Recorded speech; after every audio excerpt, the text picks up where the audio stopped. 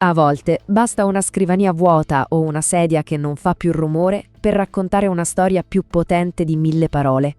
Ecco, questa è proprio una di quelle storie. Ma quando è che un edificio non è più, solo un ammasso di cemento e mattoni? Succede quando sotto le sue fondamenta in qualche modo continua a battere un cuore.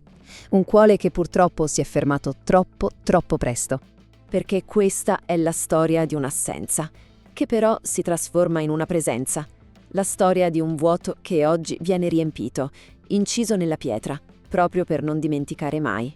Allora, di cosa stiamo parlando? Della nuova sede del Corpo Forestale a Iglesias, in Sardegna. Sì, certo, è un traguardo importante, un potenziamento logistico fondamentale.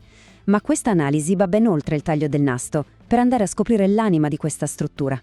E per capire davvero perché questo edificio è così speciale, dobbiamo prima conoscere la persona che è al centro di tutta questa vicenda. Il suo nome era Michele Murenu, un ragazzo di Assemini, un agente del Corpo Forestale e di Vigilanza Ambientale della Sardegna. La sua divisa cucita addosso. Il suo posto? La stazione di Sant'Adi. Aveva solo 24 anni. Pensiamoci un attimo, un'intera vita davanti, spezzata via mentre faceva il suo dovere. E adesso torniamo proprio a quel giorno, a quell'ultima chiamata di servizio che si è trasformata in una tragedia.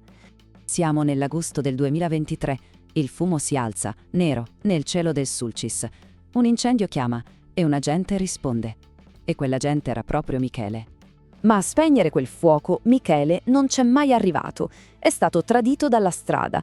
Un incidente stradale lo ha portato via, mentre dalla sua stazione di Sant'Adi correva verso l'incendio. Stava facendo esattamente quello che doveva fare, il suo dovere. E qui la sua storia personale si intreccia indissolubilmente con la creazione di una nuova, importante struttura. Vediamo come. Questa slide illustra perfettamente la trasformazione.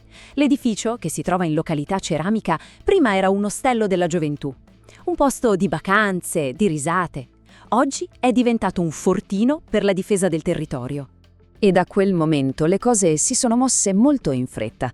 Michele scompare tragicamente ad agosto 2023. Bastano 2 mesi e a ottobre il comune mette a disposizione l'ex ostello.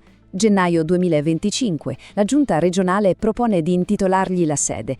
E a maggio ecco l'inaugurazione, giusto in tempo per la campagna antincendio. Attenzione, non è solo una mossa simbolica, Questa nuova base è un potenziamento logistico davvero cruciale. Parliamo di uffici nuovi, un centro di coordinamento e, cosa importantissima, una base per gli elicotteri antincendio. Insomma, una struttura moderna che manda in pensione la vecchia e inadeguata sede di Via Canepa. Ed è proprio qui che la storia dell'uomo e quella del cemento si fondono e diventano un'unica, potentissima eredità. Ecco il punto chiave. La decisione di intitolare la caserma Michele Murenu, su proposta della presidente della regione Alessandra Todde, non è stata una formalità. È stato un atto voluto, preciso, per trasformare il ricordo di un sacrificio in un simbolo vivo e permanente. E così siamo tornati al punto di partenza. Sotto il cemento di questa struttura nuova ed efficiente batte il cuore di un ragazzo di 24 anni. Un cuore che si è fermato troppo presto, ma il cui battito in qualche modo riecheggia in questo luogo.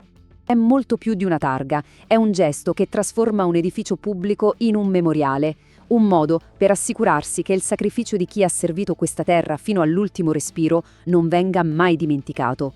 E tutto questo ci lascia con una domanda importante.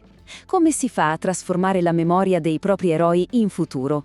Forse la risposta è proprio questa, incidendo i loro nuovi non solo sulla pietra, ma soprattutto sulla missione di chi verrà dopo di loro.